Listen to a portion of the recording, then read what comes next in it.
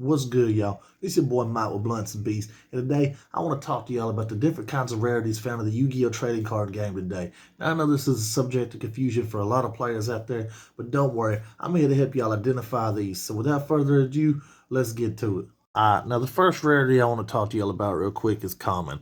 This is your fairly standard Yu-Gi-Oh card, no foiling, no shiny letters, nothing really special about it.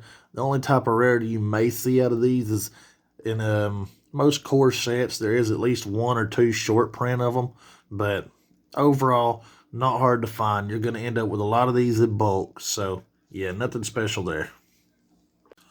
Next up, I got your standard rare. Now, this is identifiable by the silver lettering up top. There's no foil included on them.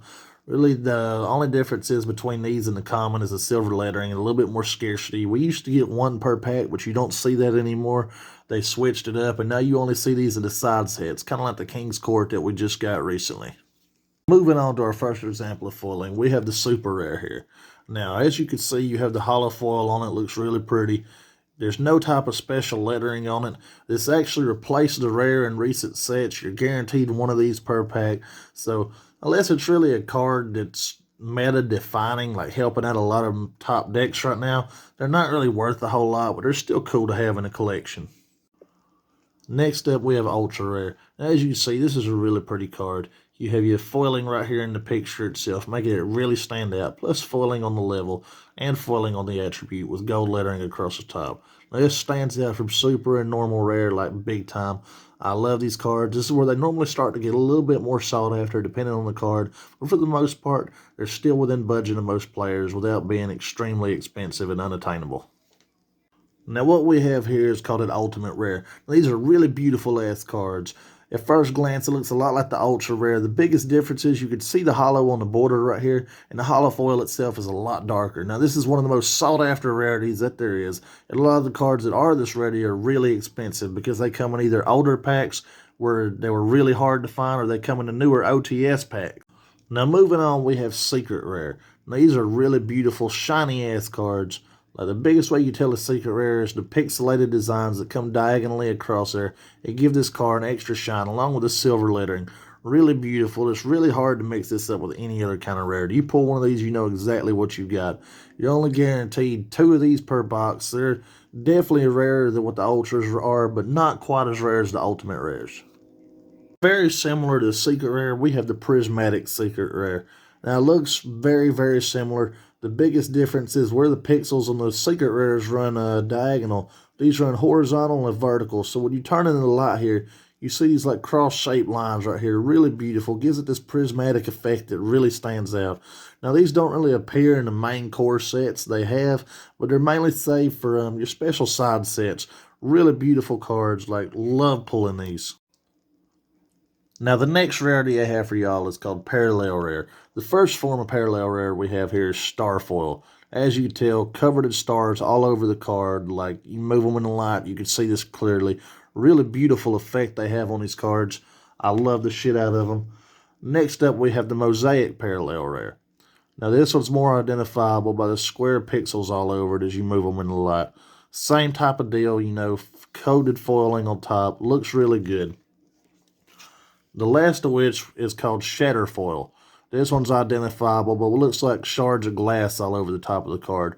Really beautiful, really stands out of the light. Like, I love the shit out of these. Next up, we have your 2 types of gold rarity. First one right here is called Premium Gold. These are really good looking cards, holographic foil, gold borders all the way around, even right there and shit. And plus you get the secret rare look to the lettering, except it's gold instead of silver. Really beautiful cards. Love the shit out of them. Next up, we have what's called Maximum Gold. Now, this is a fairly new set. It's come out within the past year. You get your gold borders and everything, but it looks just a whole lot cleaner. Plus, your monsters are lined in gold on the cards, as well as being raised up a little bit. Really beautiful cards. The only drawback to these things is you have to keep them sleeved at all times, because this gold flakes off really, really easily on these. Now that we're done with gold, it's time to break that record to go platinum, y'all, with Platinum Rare. These are some absolutely phenomenal looking Yu-Gi-Oh cards. I love the hollow foil over the entire card, all dark looking. Plus, you get your secret rare lettering across the top. These things just look fucking incredible. I honestly wish we could get a lot more of them, but sadly, they only put them in a few sets out there. But this is one that I absolutely love. One of my all-time favorite rarities. Up next, I have one of the newest rarities in Yu-Gi-Oh! For y'all, and that is known as a collector's rare. Now, first glance, this thing is just absolutely beautiful. It doesn't appear in any of the core sets, solely in the side sets and deck building sets, stuff like that. Now, this card's easily identifiable because its entirety of it's hollow. Plus, you have your silver lettering across the top. And on top of that, the entire card's textured. Like the picture's raised up. You can feel the grooves and the borders right here. These things are absolutely phenomenal. What's not to love about them? Most of them come at a pretty decent price point, but you get what you pay for. And what you pay for on these is just awesome. I'm about to show you one of the most iconic rarities in all of Yu-Gi-Oh! And that's the Ghost rarity, y'all. Now, you cannot mix this thing up with any other rarity out there. Just because this whited out picture, like, this thing is absolutely beautiful. You got your silver lettering across the top. Every single one of these things are expensive. There's really no cheap Ghost rares, but hell, it's worth it, man. These things are fucking amazing. Now, last but certainly not least, y'all, I'm going to bring y'all my favorite rarity of all time, and that is the Starlight Rare. Now, these things are absolutely fucking beautiful. You cannot mistake these on any other type of rarity out there. With a prismatic sheen over the entire card, even the borders got it. Like, this just looks phenomenal. This is one of the newer rarities we got within the past year or so, and I really hope it sticks around for a long time. Fun fact about this thing, the pull rate of one of these is about 1 in 12 boxes. My wife would have bought me 10 blister packs from Walmart. My second one, I opened this up. I ain't even gonna lie, I almost had a fucking heart attack, y'all.